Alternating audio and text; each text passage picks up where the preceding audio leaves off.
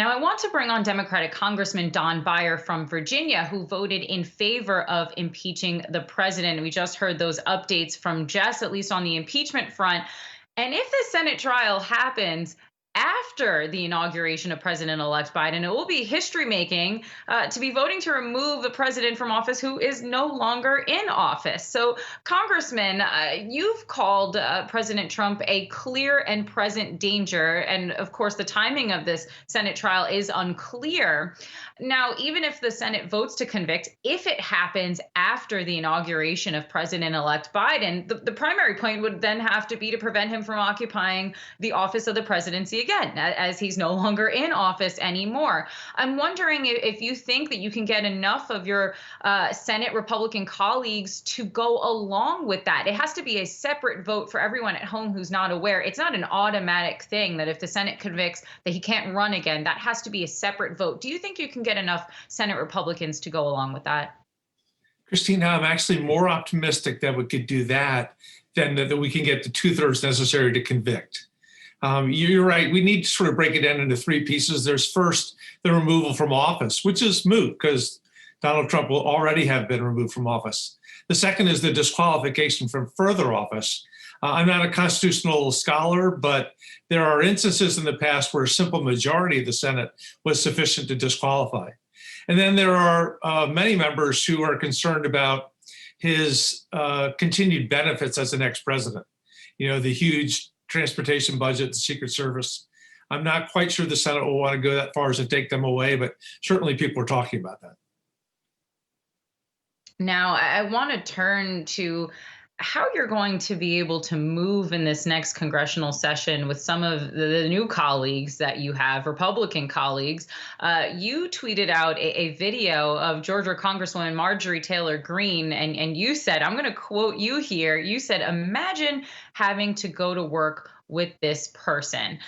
Now, there's others like her in Congress right now. I'm wondering how you imagine moving forward, working across the aisle with folks who, like the Congresswoman, we see her in a mask in this photo, but she often is seen not wearing a mask, talks about how she doesn't want to wear a mask. How do you work with folks who don't want to wear a mask in the midst of a pandemic, refuse to accept the truth and the evidence that President-elect Biden, frankly, won fair and square, no evidence to the contrary? How do you work with Republicans like that?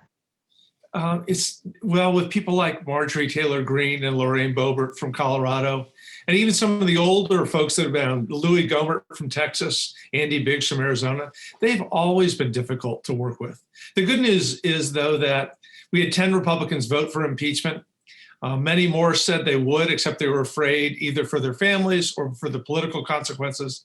I serve on the Ways and Means Committee, and I really don't have any fear about working with any of them being able to move forward. In any organization, there are people at the fringe, and they're going to be tough, but I think there'll be enough people willing to go forward together that we can get good things done. So I'm glad you mentioned that point of folks on the fringe. Obviously, Congress well over 400 members. And so one or two members is not going to slow down anything for you guys. But I want to call this poll, this really interesting poll with the numbers from Axios, where 64% of Republicans said that they support Trump's recent behavior. So we're looking at what happened right before those riots at the Capitol. 57% of Republicans, according to this Axios poll, said that Trump should be the 2024 Republican candidate for president. Obviously, that's the Senate trial notwithstanding, given that vote. I'm wondering if you think that some of your Republican colleagues are going to have to, in some measure, maintain Trumpism in order to hold on to their seats, especially in advance of the 2022 midterm elections.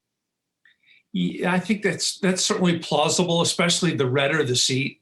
You know, people that won with 80% or 90% may feel that they have to do that to avoid a primary. But my deep hope is that there are enough Republican existing members and future members who think about the long-term future of the Republican Party.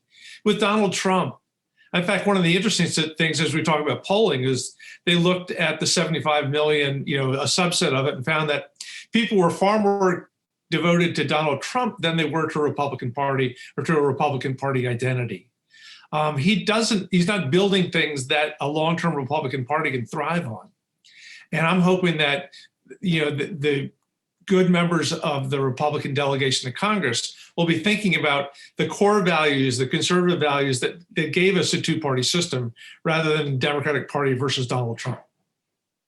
Now, we just heard Jess Smith giving us an update on everything that's happening on the Hill. One of those pieces being President-elect Biden's stimulus plan. You served as the vice chair for the Joint Economic Committee.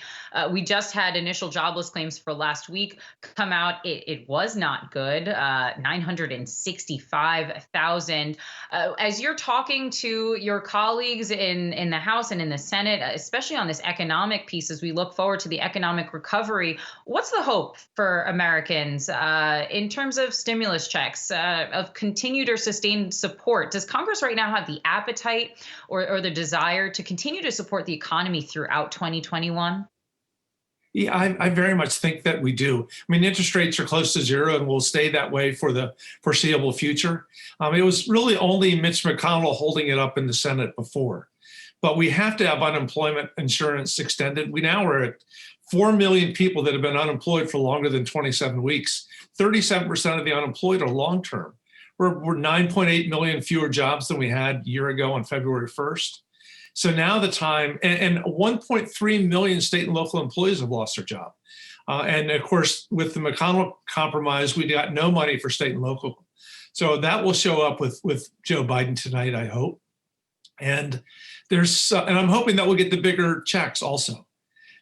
We have a lot of people have done really well, savings rates all-time high, but many people are still hurting. And that's why we're seeing this potentially double-dip recession.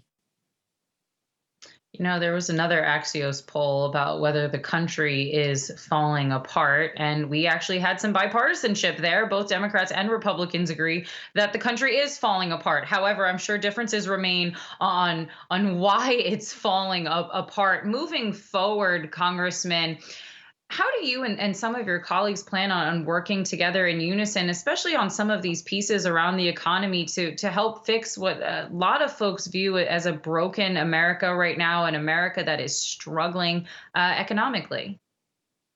Yeah, Christina, I think intentionality will be the centerpiece of it. We have to want to work with each other. I really want to. In fact, it's been my standing orders that every piece of legislation we put together, we seek a Republican co-chair, for a co-sponsor from the beginning. I really like the Republicans I served with on Ways and Means and on the Joint Economic Committee. And I think we all understand that a lot of Americans are hurting. We need to put the country on a very strong investment basis, including a big infrastructure package, which we hope will come from Joe Biden. A lot of what is not the only thing that divides us.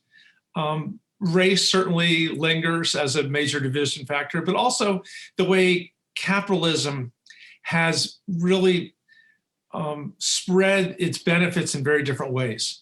We have an enormous upper middle class, lots and lots of billionaires, but many people who have been completely left out. A lot of them may have been on the mall last week. Really quickly, Congressman, I wanted to just ask you, we were talking a moment ago about the mask wearing. You have some of your colleagues that have now actually tested positive for coronavirus. We do have the vaccine out. Not sure how many members of Congress are willing or want to take it. I'm wondering if you worry for your health moving forward in Congress in the midst of this pandemic, as some of your colleagues don't want to wear a mask to protect themselves or others. Hey, Christina, I've been really careful now for 8 or 9 months. I'll race onto the floor, vote, and then leave as quickly as I can. And I did get the vaccine as soon as it was available. But what we saw last Wednesday in that lockdown room with Democrats and Republicans stuck for hours in the Capitol is just a handful of Republicans, sadly, who wouldn't wear masks. And 3 people have gotten sick since then, including Bonnie Watson-Coleman, who's an African-American woman of color in her 70s recovering from cancer. And so they put her in the hospital right away. Brad Schneider from Illinois, Pramila Jayapal from Washington State. They all got coronavirus in that room from colleagues who refused to wear masks. I know Speaker Pelosi said they're going to start fining people for not wearing masks in the Capitol, but it's a concern. All right, Virginia Congressman Don Beyer, thank you so much for being with us here today. Thank you, Christine, very much.